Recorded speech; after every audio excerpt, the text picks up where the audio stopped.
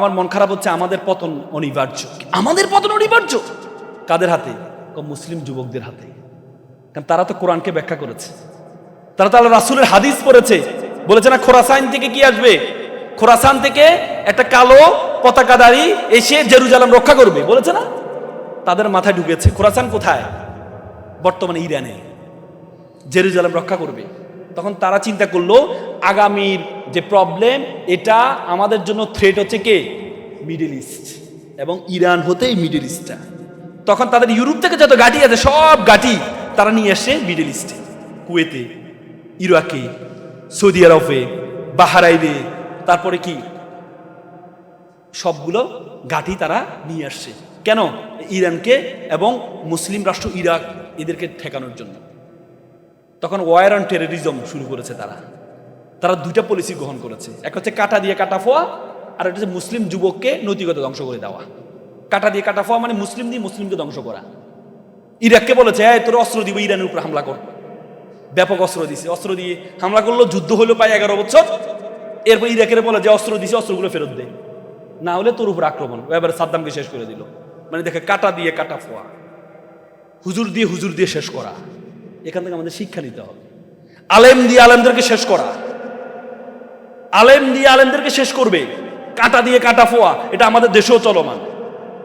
কিন্তু আমাদেরকে সেখানে সচেতন থাকতে হবে যে আলেম দিয়ে আলেমকে শেষ করা।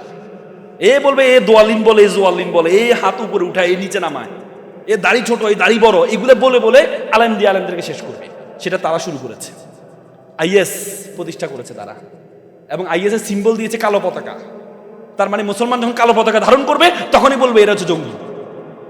দেখেন, শত শত মুভি তারা তৈরি করেছে, শত শত মুভি আইএস নিজেরা তৈরি করেছে, নিজেরা ধ্বংস করেছে।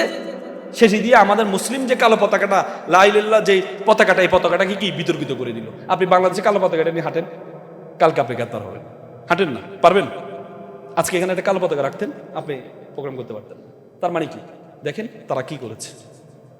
আর দ্বিতীয় হচ্ছে মুসলিম যুবককে নৈতিকতা ধ্বংস করে দেওয়া।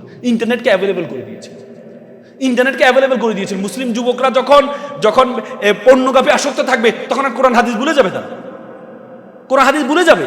এই জন্য পর্নোগ্রাফিকে আমাদের দেশীয়, পৃথিবীতে 5টি দেশ সবচেয়ে বেশি পর্নোগ্রাফিতে আসক্ত, তার মধ্যে বেশিরভাগই মুসলিম রাষ্ট্র। তার মধ্যে 1 নম্বর হচ্ছে পাকিস্তান, 1 নম্বর হচ্ছে পাকিস্তান। তার মানে আপনি বুঝেন তাদের যে ষড়যন্ত্র শুরু হয়েছে। তার মানে দেখেন, তখন তারা মিডিল ইস্টে চলে আসলো। কোথায় আসছে? মিডিল ইস্টে চলে আসে। মিডিল ইস্ট সব শেষ করে দিছে। শেষ করে তারা দেখলো যে ইরান আমাদের জন্য থ্রেট না, আমাদের জন্য থ্রেট হচ্ছে চায়না। কি চায়না। তখন বলছে যে তাহলে আমাদের যত ঘাঁটি আছে, এই ঘাঁটিগুলো মিডিল ইস্ট থেকে উঠাইয়া কোথা নিয়ে আসতে হবে? এশিয়া, সাউথ এশিয়া নিয়ে আসতে। বুঝেন না কথা? বুঝেন না? ইস্টওয়ার্ড শিফট। কোথা থেকে? শুধু পূর্বের দিকে আসতেছে। আর আমাদেরকে বলছে কি? আল্লাহ তাআলা বলছে পশ্চিম দিকে যাওয়ার জন্য। আমরা পশ্চিম দিকে যেতে যেতে কাবাঘর পার হইয়া আমেরিকা পর্যন্ত চলে গেছি নাকি? আমাদেরকে বলছে না ওয়েস্টের দিকে যাওয়ার জন্য, পশ্চিম দিকে যাওয়ার জন্য। আমরা পশ্চিম তো গেলাম, কাবাঘর, জেরুজালেম পার হইলাম, কাবাঘর পার হইয়া যে আমেরিকার দিকে চলে যাচ্ছে। আজকে যদি কোনো মুসলমানকে বলা তোমাকে আমেরিকার ভিসা দেওয়া হবে, নাগরিকত্ব দেওয়া হবে, মুসলমান তো ছেড়ে দিবে। এটাই তো হচ্ছে রোহিঙ্গার এখানে, যে তোমাকে নাগরিকত্ব কি দেওয়া হবে? আমেরিকার নাগরিকত্ব দেওয়া হবে। তার মানে আমরা যে ওয়েস্টের প্রতি এত ভালোবাসা আসক্ত, আর এটা কাবাগার পর্যন্ত নাই, চলে গেছে আমেরিকা, ইউরোপ। বুঝেন নাই? আর তারা আসছে ইস্টের দিকে। তারা দেখলো যে এখানে রাইজিং পাওয়ার হচ্ছে চায়না। চায়নাকে ঠেকাইতে হলে আগে দেখেন, আগের ইকোনমিটা ছিল কি ইকোনমি জানেন? Green economy. আর এখন ইকোনমিটা হচ্ছে ব্লু ইকোনমি, সুনীল অর্থনীতি, সমুদ্র কিন্তু অর্থনীতি। আগে দেখেন বিভিন্ন খনিজ পদার্থ মিডল ইস্টে পাওয়া যেত, আর এখন বলে সব সমুদ্রে পাওয়া যায়। এখন সব কি সমুদ্রে পাওয়া যায়। Indo Pacific region, Indian ocean, Pacific ocean, এর মাঝামাঝি একটা রাষ্ট্র আছে, একটা সাগর আছে, উপসাগর আছে। নামটা কি জানেন? বঙ্গোপসাগর। ইন্ডিয়ান ওশান, প্যাসিফিক ওশান, এর মাঝামাঝি একটা সাগর আছে, বঙ্গোপসাগর। এই বঙ্গোপসাগরের নিয়ন্ত্রণ যার হাতে থাকবে, সে পরবর্তীতে পৃথিবীর কি হবে? সুপার পাওয়ার হবে। আমেরিকা কি চিন্তা করলো? এই অঞ্চলে তো কোনো খ্রিস্টান রাষ্ট্র নেই, আছে? এই অঞ্চলে কোনো খ্রিস্টান রাষ্ট্র আছে? সাউথে এই দক্ষিণ পূর্ব এশিয়া কোন খ্রিস্টান রাষ্ট্র আছে? হ্যাঁ, দক্ষিণ এশিয়ায় আছে, এশিয়া 6টা রাষ্ট্র আছে। ফিলিপিন খ্রিস্টান রাষ্ট্র, আমাদের আসিয়ানের ভুক্ত। তারপর রাশিয়া, রাশিয়াকে যদিও এটা ইউরো এশিয়া বলা হয়। জর্জিয়া, আর্মেনিয়া, এগুলো খ্রিস্টান রাষ্ট্র। কিন্তু তারা ইন্দোনেশিয়া, পৃথিবীর জনসংখ্যার দিক থেকে সবচেয়ে বড় রাষ্ট্র, মুসলিম রাষ্ট্র ইন্দোনেশিয়া, 17,000 দ্বীপ নিয়ে যে রাষ্ট্রটি গঠিত, আমি গিয়েছিলাম যেখানে, সে রাষ্ট্রটায় তারা একটা পূর্ব তিমুর একটা রাষ্ট্রকে খ্রিস্টান রাষ্ট্র বানায় ফেলছে। কারণ মুসলিম বড় রাষ্ট্র, এখানে তাদের খ্রিস্টান ঘাঁটি লাগবে, বানায় ফেলছে। তাদের আরেকটা চক্রান্ত শুরু হয়েছে ইন্ডো প্যাসিফিক রিজিয়নের মাঝ বরাবর পার্বত্য চট্টগ্রাম, রাখাইন এই অঞ্চলটাকে নিয়ে একটা খ্রিস্টান রাষ্ট্র বানাবে। কি রাষ্ট্র বানাবে? খ্রিস্টান রাষ্ট্র বানাবে। এই খ্রিস্টান রাষ্ট্র বানাইলে দুই কাজ। এক কাজ হচ্ছে তাদের ধর্মীয় দিক থেকে একটা কাজ হলো, তারা কিন্তু আমেরিকা কিন্তু কোনো জায়গায় এক চিন্তায় যায় না, ডাবল চিন্তায় যায়। তাদের অর্থনৈতিক সুবিধা হইতে হবে, তার ধর্মীয় সুবিধা হইতে হবে। বলে যে এরা হচ্ছে ধর্মনিরপেক্ষ রাষ্ট্র। কে বলেছে? আমেরিকার প্রেসিডেন্ট যখন শপথ গ্রহণ করে, বাইবেলের উপরে হাত রেখে শপথ গ্রহণ করে, আর আপনি বলেন ধর্মনিরপেক্ষ। ভারতের রাষ্ট্র ধর্মনিরপেক্ষ রাষ্ট্র? মোদি ধর্মনিরপেক্ষ? হ্যাঁ, ধর্মনিরপেক্ষ? এটার মধ্যে ভণ্ডামি আর কিছু আছে? কয়টা বলে ধর্মনিরপেক্ষ? পুরা জিনিস চলে হচ্ছে এই ধর্মের উপরে। কয়টা ধর্মনিরপেক্ষ রাষ্ট্র? আমাদেরকে ধর্মনিরপেক্ষ শিখায়। তাদের প্রত্যেকটা চিন্তা থাকে এটা। তখন তারা চিন্তা করলো রাখাইন অঞ্চলে, দেখেন রাখাইন অঞ্চলে তারা কি করলো। রাখাইন অঞ্চলে মায়ানমারের যে গভর্নমেন্ট, এই গভর্নমেন্টটাকে কার নিয়ন্ত্রণে চলে? চীনের নিয়ন্ত্রণে চলে মায়ানমারের গভর্নমেন্টটা, যেটাকে জান্তা বাহিনী বলে। এরা চলে কোথায়? চীনের। কিন্তু রাখাইনের যে আর্মি, রাখাইন আর্মি, এটা চলে হচ্ছে আমেরিকান দেশ। এই জন্য দেখেন আমাদের রোহিঙ্গারা ফেরত পাঠাতে পারছি না কেন? চায়না দিচ্ছে না। কারণ চায়না একটা পাইপলাইন তৈরি করেছে, 2700 কিলোমিটার দূরে একটা পাইপলাইন তৈরি করেছে রাখাইনে। চায়না জানে আমেরিকা অনেকদিন ধরে পার্বত্য চট্টগ্রাম সহ এখানে একটা রাষ্ট্র বানাতে যাচ্ছে, এটা চীনের জন্য থ্রেট। এই জন্য তারা রাখাইনদেরকে, মুসলমানদেরকে পাঠিয়ে দিল, জানা যায় মুসলমানদেরকে টাকা পয়সা দিয়ে এদেরকে খ্রিস্টান বানানো যাবে, এই জন্য ঢুকতে দিচ্ছে না। এই জন্য মুসলিম রোহিঙ্গাদেরকে কি করতে দিচ্ছে না? কোথায় ঢুকতে দিচ্ছে না? আরাকানে ঢুকতে দিচ্ছে না।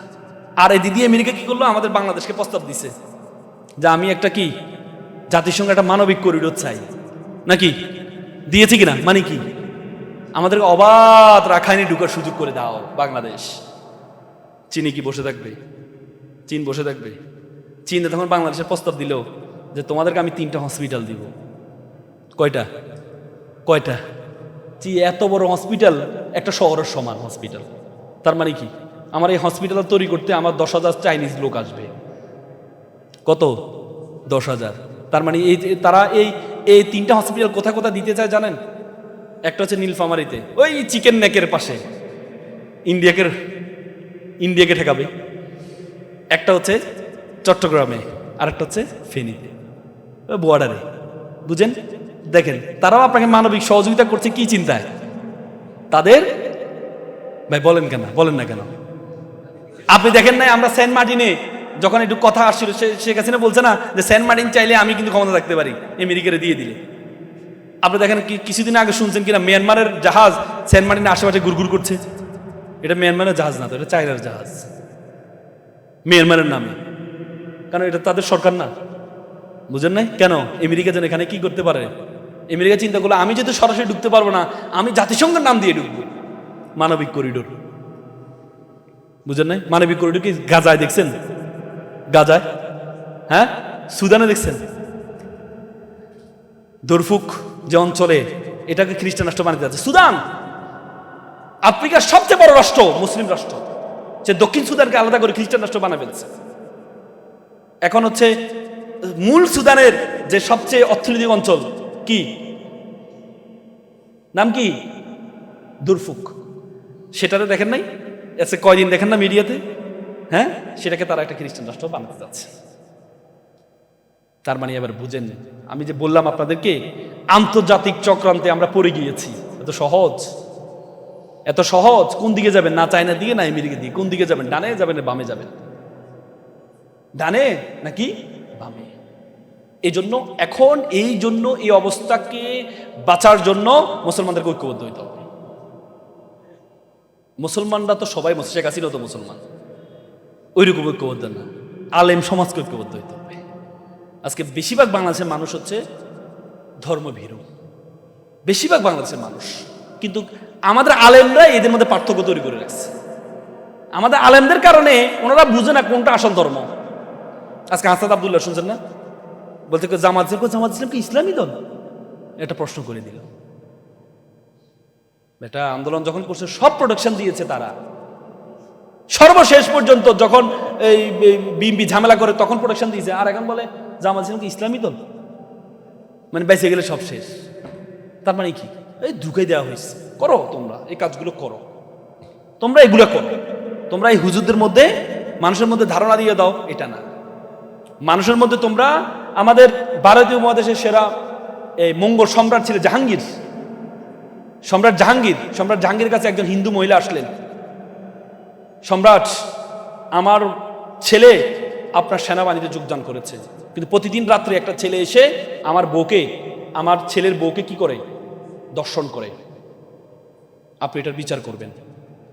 সম্রাট রাতে গিয়েছেন, রাতে গিয়ে বুড়িকে বললেন আমার চোখটা বেঁধে দাও।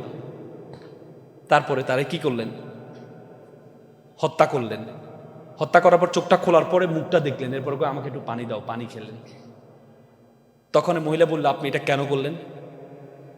তিনি বলেছেন যে আমার রাজপ্রাসাদের পাশে ঘটনা, আমি ভেবেছিলাম আমার ছেলে ছাড়া এ কাজ কেউ করার কথা না, কারো সাহস হওয়ার কথা না, এই জন্য আমি চোখ বেঁধেছিলাম। আমি যখন আমার ছেলেকে মারতে গিয়ে যদি আমি দেখি এটা আমার ছেলে, তাহলে আমি নাও মারতে পারি, এই জন্য আমি চোখটা কি বেঁধে নিয়েছিলাম। তারপর যখন চোখ খোলার পরে যখন দেখলাম আমার ছেলে না, তখনই আমি পানি খেয়ে শুকিয়ে দেখলাম। তখন বলছে তোমরা একটা হিন্দু, আমার রাষ্ট্রে তোমরা সবচেয়ে বেশি নিরাপত্তা বোধ করবা। এই জন্য ভারতীয় উপমহাদেশ 700-800 বছর মঙ্গোলরা শাসন করেছেন, কয়জন হিন্দু থেকে জোর করে মুসলমান বানাইছে। আর আমরা আজকে হিন্দুদেরকে নিয়ে একটা কথা বললে বলে যে মা এ তো শেষ, ইসলাম থেকে খারিজ হয়ে গেছে, ইসলাম থেকে খারিজ হয়ে গেছে। আল্লাহ রাসূলের একজন খেদমতকারী ছিলেন ইহুদি, বাচ্চারা যখন অসুস্থ হয়ে মারা যাচ্ছিলেন, আল্লাহ রাসূল গিয়েছেন তাকে দেখতে। তখন আল্লাহ রাসূল তাকে অনুরোধ করলেন যে বাবা তুমি পারলে ইসলামটা গ্রহণ করে নাও। শেষ সময় তখন ছেলেটা বাবার দিকে তাকাইলো, বাবা বলছে মোহাম্মদ যেটা আছে সেটা করো। পরে ইসলাম গ্রহণ করেছেন, মারা গিয়েছেন। তার মানে আল্লাহ রাসূল তো জোর করেন নাই। আজকে যদি কোনো আলেম যদি একজন ইহুদি বা কাউকে এভাবে রাখে, আপনি কি বলবেন? হয়তো ইসলাম থেকে খারিজ হয়ে গেছে, কাফের হয়ে গেছে, মানে একটা শব্দ মুখ থেকে বের করলে কাফের বানা দিচ্ছে। তাহলে মনে রাখতে হবে আরেকজন হাসিনা আমাদের জন্য আসবে। আমরা বলি যে অনেকে ভাবি যে আমরা মক্কা বিজয় করে ফেলেছি, এটা মক্কা বিজয়। আমি বলি এটা মক্কা বিজয় নয়, এটা মক্কা বিজয় নয়, এটা হচ্ছে হুদায়বিয়ার সন্ধির বিজয়। মক্কা বিজয় অনেক পরে, সামনে মক্কা বিজয় আছে, কিন্তু তার আগে এটা হচ্ছে হুদায়বিয়ার সন্ধির বিজয়। মানে কি, আপনাকে কাজ করার জন্য অবারিত সুযোগ করে দিয়েছে। হুদায়বিয়ার সন্ধি কি বুঝে, কি শিক্ষা দেয় আমাদেরকে? ফাতহুম মুবিন কেন বলেছে, প্রকাশ্য বিজয় কেন বলেছে? যে হুদায়বিয়ার সন্ধি মুসলমানদেরকে প্রকাশ্যে কাজ করার সুযোগ করে দিয়েছে। এই জন্য আল্লাহ তাআলা বলেছে কি, এটা কি প্রকাশ্য বিজয়, ফাতহুম মুবিন নাকি? আপনি দেখেন আল্লাহ রাসূল নবুয়ত পেয়েছে কত সালে? 610, 570 জন্ম, 40 বছর বয়সে নবুয়ত, 610-এ নবুয়ত পেয়েছে। তারপরে হচ্ছে হুদায়বিয়ার সন্ধি হয়েছে কততে? 28-এ। তার মানে কত বছর পরে? কত বছর? 18 বছর। আল্লাহ রাসূল মদিনা থেকে যখন হুদায়বিয়ার সন্ধি, মদিনা থেকে যখন মক্কা হজ করতে যাচ্ছিলেন, কতজন সাহাবা নিয়ে রওনা হয়েছেন? জানতে হবে তো আমাদের ভাইদেরকে, এগুলা আমাদের ভাইদেরকে এগুলো জানতে হবে। তুরস্কের সাবেক প্রধানমন্ত্রী নাজিবউদ্দিন এরবাকান একটা চমৎকার কথা বলেছেন, বলছে বিপ্লব কেন হচ্ছে না? তিনি 3টি কারণ বলেছে বিপ্লব না হওয়ার পিছনে। মুসলমান এত ডেডিকেশন আছে, এরপরে বিপ্লব হচ্ছে না কেন? 3টি কারণ বলেছেন। তার মধ্যে একটি প্রথম কারণ হচ্ছে আমরা যে আদর্শ প্রচার করি সে আদর্শ সম্বন্ধে আমাদের নিজেদের ধারণা নেই। মানে কি, আমরা কি আদর্শ প্রচার করি? আমরা কি আদর্শ প্রচার করি? আমরা কোনো ব্যক্তির আদর্শ প্রচার করি, কোনো পীরের আদর্শ প্রচার করি, কোনো নেতার আদর্শ প্রচার করি, কোনো আমিরের আদর্শ প্রচার করি? কার প্রচার করি? আল্লাহ এবং তার রাসূলের। আল্লাহ এবং রাসূল সর্বশেষ বিদায় হজের ভাষণে কি বলেছেন? তার রাখতু ফিকুর আমরাইন লান তাদুল্লু মা তামাসসাকতু বিহিমা কিতাবুল্লাহি ওয়া সুন্নাতুর রাসূল। I have given the two things. One is the Quran, another is the Sunnah. If you follow the both things, you won't lose your way. তুমি কখনো তোমার পথ হারাবা না। কয়টা? দুইটা। নাকি বলেছে কোন নেতার, কোন পীরের? কি বলেছে? দুইটা। একটা হচ্ছে কোরআন আর একটা সুন্নাহ। নাজিমুদ্দিন ইরফান বলেছেন, আমরা যে আদর্শ প্রচার করি সেই আদর্শ সম্বন্ধে আমাদের ধারণা নেই। তার মানে কোরআন এবং সুন্নাহ সম্বন্ধে আমাদের সেভাবে নলেজ নেই। তাহলে আপনি প্রচার করবেন কিভাবে? তাহলে আপনি আদর্শ প্রচার করবেন কিভাবে? আর দ্বিতীয় হচ্ছে, আমি নিজে মুখে বলি এক, কিন্তু আমার কাজে আরেক। আমি এখানে বক্তব্য স্টেজে যখন দাঁড়াই অনেক চমৎকার কথা বলি, কিন্তু এই ওয়াজটা আমার নিজের জন্য না। ওয়াজটা আমার নিজের জন্য না। হুজুর ওয়াজ করছেন যে আপনারা সবাই আপনাদের গুরুত্বপূর্ণ ঠান্ডা কম্বল বিতরণ করে দেন আল্লাহ রাস্তায়। হুজুরের বউ শুনে কম্বলটা দিয়ে দিছে। হুজুর গিয়ে দেখে যে কম্বল না। এই কম্বল কোথায়? আপনি বলছেন আল্লাহ রাস্তা সব দিয়ে দিতে, আমি তো কম্বল দান করে দিচ্ছি। বলছে এটা কি আমার জন্য ওয়াজ? এটা কি আমার জন্য ওয়াজ? অথচ কোরআনে কি বলেছে? লিমা তাকুলুনা মা লা তাফালুন। আল্লাহ রাসূল কি শিক্ষা দিয়েছেন আমাদেরকে? আল্লাহ রাসূল কাছে একটা বাচ্চা নিয়ে আসছেন, ইয়া রাসূলুল্লাহ আমার বাচ্চা মিষ্টি বেশি খায়, একটু বলে দেন না একটু মিষ্টি কম খাইতে। আল্লাহ রাসূল বলছে ঠিক আছে আগামী সপ্তাহে এসো। পরের সপ্তাহে নিয়ে আসছে। ইয়া রাসূল বলে বাবা কম খাবা, মিষ্টি একটু কি খাবা, কি খাবা, কম খাবা। তখন মহিলা বলে ইয়া রাসূলুল্লাহ আপনি তো গত সপ্তাহ বলতে পারতেন, এক সপ্তাহ ওয়েট করলেন কেন? আল্লাহ রাসূল বলছে আমি নিজেও মিষ্টি বেশি খাই, কারণ আমি কিভাবে বলি এই বাচ্চাটাকে তুমি মিষ্টি কম খাও, আমি এই এক সপ্তাহ কমানোর চেষ্টা করেছি, এই জন্য আমি তাকে বলেছি তুমি কম খাও। তার মানে আজকে আমাদের বিপ্লব হচ্ছে না কেন? দ্বিতীয় যে কারণ সেটি হচ্ছে আমি নিজের জন্য যেটা বলি সেটা আমি করি না। এরা নিজের জন্য বলে করি না, এটা কারা করে? মুনাফিকরা, জাগতিক যারা আছে। বার্নার্ড রাসেলের নাম শুনছেন? বার্নার্ড রাসেল সবসময় তার দর্শনে সবসময় বলেন যে কেউ বিয়ে শাদী করবে না। উনি আবার 3টা বিয়ে করছেন। তো পরে ওনাকে জিজ্ঞেস করা হলো যে আপনি তো সবসময় বলতেন বিয়ে শাদী করুন, আপনি 3টা বিয়ে করেছেন। তিনি বলছেন what I say this is my philosophy, what I do this is my personal life. যেটা আমি বলি সেটা আমার ফিলোসফি, আর যেটা আমি করি সেটা আমার পার্সোনাল লাইফ। আমার পার্সোনাল লাইফ ফিলোসফিতে এক না। পৃথিবীতে একমাত্র মানুষ যার পার্সোনাল লাইফ এবং ফিলোসফি এক, তিনি হচ্ছে হযরত মুহাম্মদ মুস্তাফা সাল্লাল্লাহু আলাইহি ওয়াসাল্লাম। এই কথা আমরা বলি নাই, কিন্তু এই কথা আমরা বলি নাই, খ্রিস্টানরা বলেছেন। মাইকেল এইচ হার্ট আমেরিকার একজন লেখক, তিনি 100 influential person history of the world, পৃথিবীর ইতিহাসে ইম্প্যাক্ট ফেলেছে সমাজ জীবনে, যারা প্রভাবিত করেছে সমাজ জীবনে, সে 100 জনের নাম নিয়ে উনি একটা বই লিখেছেন। সে বইয়ে প্রথমে যাকে রেখেছেন তিনি হচ্ছে প্রফেট হযরত মুহাম্মদ সাল্লাল্লাহু আলাইহি ওয়াসাল্লাম। তিনি বলেন Muhammad is the only one person, he is successful in religious life as well as in secular life. Muhammad একমাত্র ব্যক্তি যিনি ব্যক্তি জীবনে এবং রাষ্ট্রীয় জীবনে প্রত্যেকটা জীবনে উনি কি সফল নাকি? আর আমরা বলি যে মসজিদে রাজনীতি কথাবার্তা বলা যাবে না নাকি? মসজিদ হচ্ছে ইবাদতের জায়গা, মসজিদে কি করা যাবে না? আরে আল্লাহ রাসূল কি করেছে? আল্লাহ রাসূল কি করেছে? আল্লাহ রাসূল মসজিদে নববী থেকে রাষ্ট্র পরিচালনা করেছেন, আবার নামাজও পড়েছেন। রাষ্ট্র বিচারালয় মসজিদে নববী ছিল নাকি? তাহলে আর এখন বলে যে মসজিদে নাকি সিয়াসাত কোথায় গেল? তাহলে রাজনীতি সিয়াসাত কোথায় গেল? আল্লাহ রাসূলের এগেনস্টে সবাই আরবরা গেল কখন বলেন তো? কখন গেল? আল্লাহ রাসূল যখন সিয়াসাত নিয়ে কথা বলা শুরু করেছেন, তাদের ক্ষমতা নিয়ে কথা বলা শুরু করেছেন, এই জন্য বলছেন যে আপনাকে সবচেয়ে সুন্দরী নারী দেওয়া হবে, আপনাকে এ দেওয়া হবে, সে দেওয়া হবে, তারপর আপনি এটা ছেড়ে দেন। বুঝেন না কথা? আপনারা আজকে আলেমরা, হেফাজত কিন্তু একসময় আওয়ামী লীগের কাছে খুব প্রিয় ছিল।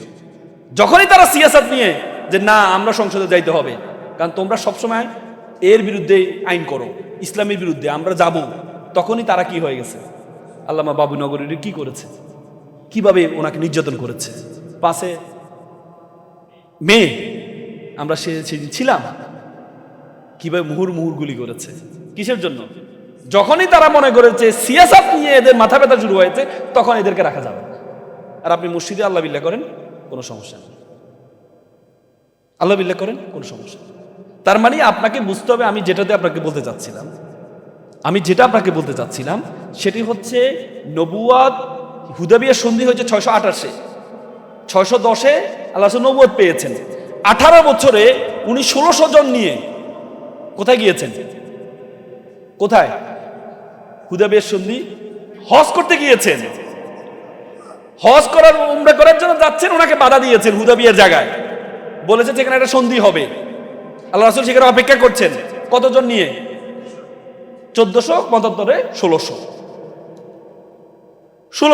সেখানে আল্লাহ রাসূল যে চুক্তি হচ্ছে, চুক্তির মধ্যে আল্লাহ রাসূল মুহাম্মদ সাল্লাল্লাহু আলাইহি ওয়াসাল্লাম লিখেছে তারা রাসূলুল্লাহ কেটে দিতে হবে। আল্লাহ রাসূল যখন কেটে দিচ্ছেন তখন হাত ধরে ফেললেন। কে? ওমর রাদিয়াল্লাহু তাআলা ধরেছেন না? আল্লাহ রাসূল বলছে ধৈর্য ধরো। আল্লাহ বলছে এটাই কি? তার মানে 18 বছরে ইসলামের ম্যান পাওয়ার হলো কত? 1600। মক্কা বিজয় কত সালে হয়েছে? 630। কয় বছরের ব্যবধান? 2 বছরের ব্যবধান। কতজন নিয়ে মক্কা বিজয় হয়েছে? 10,000। তাহলে 18 বছরে লোক পেয়েছে 1600, আর মাত্র 2 বছরে লোক পেল কত? 10,000। তার মানে কি ফাতহু মুবিন কি এমনি হয়েছে? তার মানে আজকে আমাদের জন্য এটা হচ্ছে হুদাবিয়ার সন্ধি, বিজয়। মাত্র আমাদের কাজ করার সুযোগ করে দিয়েছে আল্লাহ। আজকে যদি আপনি আওয়ামী লীগ আমলে যদি এই প্রোগ্রাম করতে পারতেন, ডিজিএফআই বলেন, এআই বলেন, সব এখানে থাকতো, নিয়ে চলে যেত। কি প্রোগ্রাম করবেন? প্রোগ্রামের টেবিলে থাকতো না। কিন্তু এখন করতে পারছেন না। তার মানে এই জায়গাটা যে তৈরি হয়েছে, আল্লাহর কাছে শুকরিয়া আদায় করা যাবে না? যাবে তো। কিন্তু আপনারা যদি একজনের পিছনে লেগে থাকেন, একজনের পিছনে লেগে থাকেন, কি বলে মাহফিল বানান, মাহফিলের কাজ হবে হচ্ছে একটা দলকে কি করা? বাঁশ দেওয়া। তাহলে কি হবে? তাহলে তো আবার হাসিনা আসবে, আবার আসবে। কিন্তু হাসিনার রূপে আরেকজন আসবে, আরো ভয়ঙ্কর আকার ধারণ করবে। মসজিদে বসবেন। এখন তো শুরু হয়ে গেছে, অলরেডি শুরু হয়ে গেছে। মসজিদে বল্লম নিয়ে আক্রমণ করা হয়, মসজিদে করে না? হ্যাঁ, আপনি মা বোন নিয়ে পর্দার মধ্যে আলোচনা করবেন, পারবেন না। কোরআন হাদিস নিয়ে পারবেন না, কারণ সিয়াসাত নিয়ে কথা বললেই তো শেষ। বলে যে এরা কোরআন হাদিস নিয়ে কথা বলবে, সিয়াসাত নিয়ে। দেখেন মাহফিলে ওয়াজগুলো দেখেন, প্রত্যেকটা ওয়াজে হস্তক্ষেপ করা হয়। এই রাজনীতির কথাবার্তা বলা যাবে না কোরআন হাদিসের। কোরআন হাদিস রাজনীতি, তার মানে কি? আপনি কোরআন হাদিসকে ছোট করছেন। কোরআনে বলছেন each and everything mention in Quran. Quran হচ্ছে এটা কি? কনস্টিটিউশন, যেখানে জুতে সেলা হতে রাষ্ট্র পরিচালনা পর্যন্ত প্রত্যেকটা জিনিস কোরআনের মধ্যে আছে। আর আপনি বলেন কোরআনে কি রাজনীতি কথা বলা যাবে না? তাহলে আর এটা মাহফিল কি হল? এটা মাহফিল কি হল নাকি? এটা মাহফিল কি হল? তার মানে আপনি কোরআনকে ছোট করছেন। আপনি আগে 16-18 বছর যা বাধা পেয়েছেন, সামনে আরো ভয়ঙ্কর বাধা পাবেন যদি নিজেরা কি ওয়াতাসিমু লিহাবলিল্লাহি ওয়ালা তাফাররাকু। আল্লাহ তাআলা কি সূচক ব্যবহার করেছেন? ইমপারেটিভ বাক্য ব্যবহার করেছেন। নাকি আরবিতে কি বলে? মানে নিষেধ সূচক শব্দ ব্যবহার করেছেন। বুঝেন নাই? তার মানে এই জন্য আপনাদেরকে কি লাগবে? একতা লাগবে। পারবেন তো? তার মানে দেখেন 630-এ মক্কা বিজয় হলো। মক্কা বিজয় হওয়ার পরে মাত্র 1 মাসের ব্যবধানে আরেকটা যুদ্ধ হয়েছে। বলো তো যুদ্ধটা কি? 1 মাসের ব্যবধানে আরেকটা যুদ্ধ হয়েছে। যুদ্ধটা কি? হুনাইনের যুদ্ধ। 1 মাসের ব্যবধান। কোথায়? তায়েফে আমার যাওয়ার সুযোগ হয়েছে। সেখানে 1 মাসের ব্যবধানে সেখানে মুসলমানদের সৈন্য কত ছিল? 12,000। সেখানে এই মক্কার কুরাইশ বংশের বড় বড় ব্যক্তিরা সে যুদ্ধে অংশগ্রহণ করেছে মুসলমানদের পক্ষে। তার আগে তারা মুসলমানদেরকে বিশ্বাস করে নাই। কেন করে নাই জানেন? এটা তো গবেষণা করতে হবে। কেন করে নাই? আল্লাহ রাসূল যখন জন্মগ্রহণ করেছে 570-এ, তখন কাবাগরের উপর আক্রমণ হয়েছে। জানেন তো আপনারা কি আক্রমণ করেছে? আব্রাহার, ইয়েমেনের যে সম্রাট, সে আক্রমণ করেছে 62,000 সৈন্য নিয়ে, হাতি নিয়ে। কে আক্রমণ করেছে? কোথায়? কাবাগরের ভিতরে তখন অনেকগুলো মূর্তি ছিল। আল্লাহ রাসূলের চাচা মোতালেব, উনি বলল যে আমি আমার একে করছি, যার স্রষ্টার কাজ উনি ওনার এটাকে রক্ষা করবেন। পরবর্তীতে আল্লাহ রক্ষা করেছে না? সূরা ফিল হয়েছে না? তখন মক্কার কুরাইশ যারা ছিল তাদের মাথার মধ্যে ঢুকে গেছে এই মূর্তিগুলো বাঁচানোর জন্যই মনে হয় কি মূর্তিগুলা বাঁচানোর জন্যই মনে হয় কি আল্লাহ কি পাখি পাঠাইছে। এজন্য এরা কি ইসলাম গ্রহণ করেন। যখন মক্কা বিজয় মুসলমানরা 10,000 নিয়ে আসতেছেন, তখনও তারা আল্লাহ দিকে তাকাইছে, আল্লাহ তুমি আমার মূর্তিরে বাঁচাও। বুঝলেন নাই? যে আল্লাহ তুমি কি করো, আমার মূর্তিরে বাঁচাও। যখন দেখলো যে না, মূর্তি তো বাঁচাইলেও না, বরং আল্লাহ রাসূল গিয়ে মূর্তি ভাঙলেন, তখন দেখলো যে না, আল্লাহ যে 570 যে এই পাখি পাঠিয়েছে, কি পাখি, আবাবিল পাখি পাঠিয়েছে মূর্তির জন্য না, কিসের জন্য, কাবা ঘর বাঁচানোর জন্য। তখনই তারা চিন্তা করলো না, এতদিন আমাদের যে ধারণাটা ছিল, এই ধারণাটা বলছে, এতদিন আমাদের যে ধারণাটা ছিল, এই ধারণাটা বলছে। ভাই, ইসলামের মতো মানে আমি সেজদা অবনত হয়ে যায় যখনই একটা জিনিস চিন্তা করি। ইসলামের মতো এত সাইন্টিফিক রিলিজিয়ন আপনি কোথাও পাবেন না। এজন্য তো ইসলামের প্রথম স্লোগান ছিল ইকরা। ইসলামের প্রথম স্লোগান কি? আল্লাহ রাসূলের কি প্রথমে বলছে হে রাসূলুল্লাহ আপনি আল্লাহু আকবার বলেন নাকি? বলেছে নারে তাকবীর আল্লাহু আকবার বলেছে কি বলেছে? ইকরা, পড়ো পড়ো। তুমি পড়বা যত, সৃষ্টিকর্তা সম্বন্ধে তোমার ধারণা তত বেশি বেড়ে যাবে। এজন্য রাসূলকে বলছে কুল হাল ইয়াস্তাবিল্লাযিনা ইয়ালামুনা ওয়াল্লাযী লা ইয়ালামুন, who knows and who doesn't know, all are not same. যে জানে, যে জানে না, সে কি না, এক না। এই জন্য জানতে হবে আপনাদেরকে, জানতে হবে আপনাদেরকে, আমাদেরকে। মানে বিশ্বাস করেন, every day is my school day. এখানে বড় আলেমরা আছেন, সাদি ভাই আমি খুব সম্মান করি ওনাকে। আমার যদি ভুল হয় আমাকে ভুল ধরিয়ে দিবেন। আমি সবসময় বলি কোরআন হাদিস থেকে আমার অনেক ভুল আছে, আমি চেষ্টা করছি। আমি কোরআন এই আরবিটা শেখার জন্য আমি ঢাকা বিশ্ববিদ্যালয়ের ছাত্র ছিলাম, তখন আন্তর্জাতিক ভাষা ইনস্টিটিউট আছে আমার ঢাকা বিশ্ববিদ্যালয়, সেখানে আরবি এবং সংস্কৃতি, হিন্দু ধর্ম জানার জন্য আর মুসলমান ধর্ম জানার জন্য আরবিটা শিখেছি। পুরো শিখতে পারিনি, যতটুকু শিখেছি এখনো শিখছি এভরিডে। যত শিখতে যাই তত মনে হয় কি মহাসমুদ্র ইসলাম, আল্লাহু আকবার, কি মহাসমুদ্র, কি মহাসমুদ্র। বাইবেল, আজকে যে খ্রিস্টান নিয়ে কথা হচ্ছে, বাইবেলে বলেছে প্রথম আবিষ্কার হয়েছে কি? আলো। বাইবেলে বলেছে প্রথম আবিষ্কার হয়েছে কি? আলো। আলো কি আবিষ্কার হয়েছে? আর আল্লাহ বলেছে আমি প্রথম আবিষ্কার করেছি। প্রথম দিন কি? শুক্রবারে কি তৈরি করেছি? শনিবারে কি বানিয়েছি? পৃথিবী তৈরি করেছি। দ্বিতীয় দিন আমি যখন পৃথিবীটা কম্পন শুরু করেছে, আলাম নাজআল আরদা মিহাদা, আমি পৃথিবীকে কি করি নাই? সমতল করি নাই। ওয়াল জিবালা আওতাদা, আর আমি যখন কম্পন শুরু হয়েছে তখন জিবাল পেরাক স্বরূপ কি করেছি? পাহাড়কে বসিয়ে দিয়েছে। তার মানে দ্বিতীয় দিন পাহাড় তৈরি করেছে, তৃতীয় দিন সূর্য চন্দ্র তৈরি করেছে। আর ওরা বলে আলো। বর্তমান বিজ্ঞান বলে আমরা যে আলো পাই এটা সূর্য থেকে পাই। কোরআনে সূর্যকে বলছে সিরাজ। কি বলেছে? কি সিরাজ মানে হচ্ছে টর্চ লাইট, যেটা থেকে আলো বের হয়। আর চাঁদকে বলেছে মনির। মনির মানে কি? যে অন্য থেকে আলো নেই। তার মানে এখন বর্তমান বিজ্ঞান বলে চাঁদের নিজস্ব কোনো আলো নেই, চাঁদ আলো নেই কোথায় থেকে? সূর্য থেকে। তাহলে বাইবেলে যে বলেছে প্রথমে আলো, আলোটা আসলে কোথায় থেকে? তাহলে বিজ্ঞানের সাথে সাংঘর্ষিক নাকি বৈধ? কি সাংঘর্ষিক? এটা কি বুঝাইতে হবে না? এটা কি বুঝাইতে হবে না? যারা খ্রিস্টান হচ্ছে, যারা খ্রিস্টান দিকে চলে যাচ্ছে, তাদেরকে বুঝাইতে হবে না যে তোমার বাইবেল কি সঠিক? তোমার বাইবেল কি সঠিক? এটা কি আপনি এমনি বললে হবে? না না না, আমাদের কোরআন হচ্ছে সর্বশেষ, এটাই মানতে হবে, এ কথা বললে হবে? আল্লাহ তো বলেছে উদু ইলা সাবিলি রাব্বিকা বিল হিকমা, তোমাকে হিকমতের সহকারে দাওয়াত দিতে বলছে। আপনাকে বলে নাই কি নরমাল ওয়াইতে আপনি বলবেন, সেটা বিশ্বাস করে নিবে? আল্লাহ কি বলেছে? হিকমা। হিকমা মানে কি? সাইন্টিফিক ওয়াইতে আপনাকে দাওয়াত দিতে হবে। তারা সাইন্টিফিক ওয়াইতে দাওয়াত দেয়, আর আমরা বলি এই না মুসলমান থাকো, মুসলমান থাকো, জান্নাত পাবা, জান্নাত পাবা। আর তারা তাদেরকে বুঝিয়ে বুঝিয়ে নিয়ে আসে। কিন্তু আপনাকে তো কম্পারেটিভ ডিফারেন্সটা তৈরি করে নিতে হবে। বাইবেলের সাথে কোরআনের সাথে কি পার্থক্য? গ্যালিলিও নাম শুনেছেন না? গ্যালিলিও, যিনি সূর্য এই করেছেন, এই থিওরিটা দিয়েছেন, তিনি গ্যালিলিও 1662 সালে তিনি প্রথম বলেছেন, বাইবেলে বলা আছে যে পৃথিবীর চারপাশে সূর্য ঘুরে, আর পূর্ব দিকে উঠে পশ্চিম দিকে উদয় যায়। তার মানে কি পৃথিবী চারদিকে ঘুরে। গ্যালিলিও 662 সালে বলেছেন না, পৃথিবী সূর্য চারপাশে ঘুরে। এই কথাটা 1500 বছর আগে কে বলেছে? কোরআনে বলেছে। যখন গ্যালিলিও বলেছেন তখন যারা ক্যাথলিক যারা ছিল পরিযাজক ছিল, তারা বলেছে এ ধর্মের বিরুদ্ধে কথা বলেছে। পরে গ্যালিলিওকে গ্রেপ্তার করা হয়।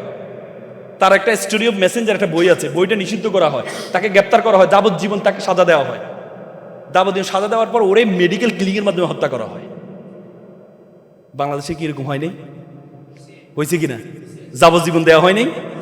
হ্যাঁ, আল্লামা দেলোয়ার হোসেন সাঈদীকে যাবজ্জীবন দেয় নাই। তাকে যখন প্রথম গ্রেপ্তার করছে কিসের কারণে বলুন তো? প্রথম মামলাটা কি হয়েছে? ধর্মীয় অবমাননা, কোরআন অবমাননা। যিনি কোরআনের করেন ওনাকে দিয়ে, তার মানে দেখেন দেখেন তাদের সাথে আপনি মিলান, যুগ যুগ ধরে মিলান।